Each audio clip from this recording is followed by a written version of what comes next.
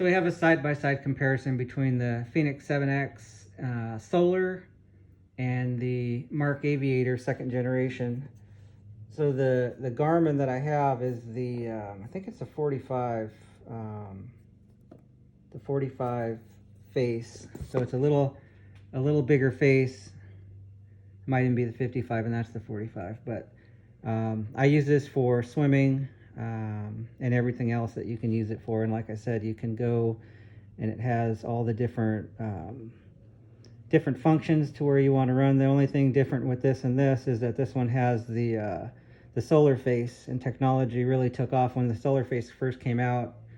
I read the reviews and looked at the analytics, and it didn't seem like it was really doing anything besides being a novelty that, hey, it somewhat had some sort of solar. But it seems like the solar on this face actually does put juice into the battery, so the watch can be worn a little bit longer. But back to the Marq Aviator 2nd generation. This has the same function here. The top right is how you're going to turn that on, and the top right here is how you would turn that on. And you can go into, on the Marq Aviator, you have the flight planning, map points, cities, different places, POIs or points of interest that you can go to. I haven't got to fly with it. I'm going to try to fly this weekend, but the weather's not looking too good. But it does have a lot of different things that this regular Fenix doesn't have. But they both can go in the water. They both are good for any type of exercise. I am a triathlete, so this watch is my go-to watch. And I said in my previous video, I wouldn't want to swim with this watch, although you can, and you can ocean swim with this one, but I just don't. I don't think for the money I spent, I'm going to want to put that in the water since I have this anyway. So there's no sense in trying that.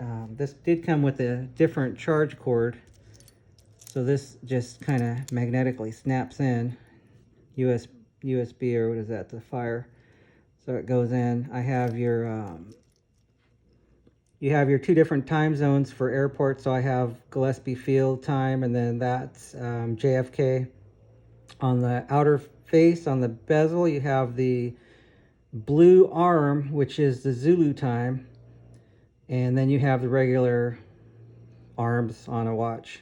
But I do like the Zulu time because if you're doing calling flight services, you know, you have to go in, call in at a departure Zulu time. Everything's in Zulu, so that does help me before I would have to go into my phone and figure out what Zulu time was, because I don't have memory off the top of my head. So anyway, that seems to be all about the watch. And like I said, once I get to fly with it, I'll show another video of flying.